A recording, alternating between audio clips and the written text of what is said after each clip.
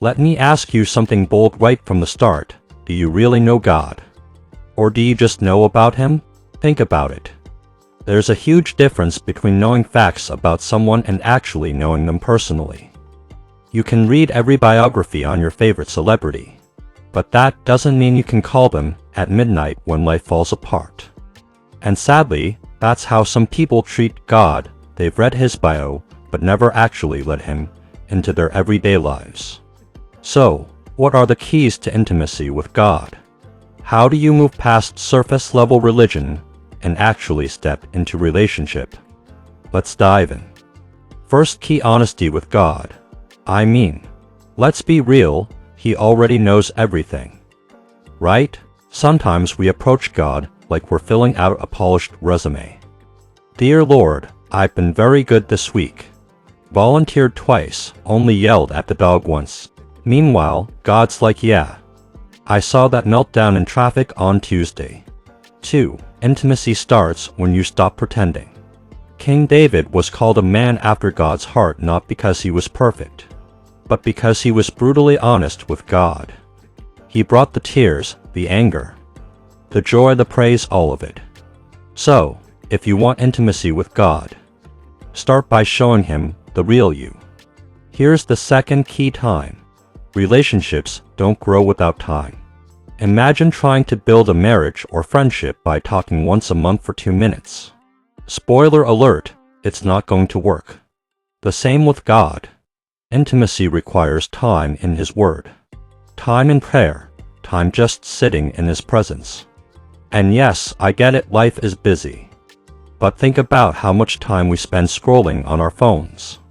I'm guilty to 5 minutes of prayer can feel like an eternity. But suddenly I realize I just spent 20 minutes watching videos of cats knocking things off counters. Ouch. If we can give that time to cats, surely we can give it to our Creator. Third key: obedience. And this one isn't as popular, but it's real. Jesus said, if you love me, you'll keep my commandments. In other words, intimacy isn't just about how many worship songs you sing.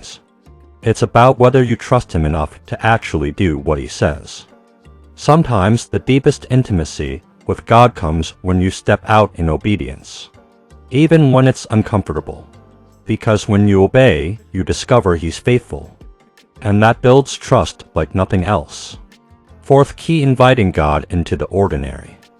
Too often we think intimacy with God only happens on Sunday mornings or during a big spiritual conference. But real intimacy happens on a Tuesday afternoon when you're stuck in traffic, or while you're doing laundry, or in the middle of a work deadline. God doesn't just want your holy moments. He wants your whole life. Talk to Him in the car, at the desk, while you cook dinner. The more you practice His presence in the ordinary, the more natural intimacy becomes. And here's the final key I'll share today: hunger. Intimacy with God can't be microwaved. It's not a 3-step formula you check off. It starts with hunger. Do you actually want Him? The Bible says, draw near to God, and He will draw near to you. He's not holding out on you.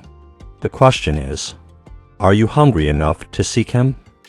Let me wrap this up with a challenge. Imagine your life 1 year from now if you pursued intimacy with God like you pursue other things like your career, your hobbies, your Netflix series. How different would your soul feel? How different would your relationships look? God isn't playing hard to get. He's standing at the door, knocking, waiting for you to open. The key is in your hand. If this spoke to you, don't just leave it here. Take a step today. Spend 5 honest minutes with God. Open His Word. Talk to Him like you want a close friend. And if you want to keep growing, subscribe right now, because I've got more videos to help you walk deeper with Him.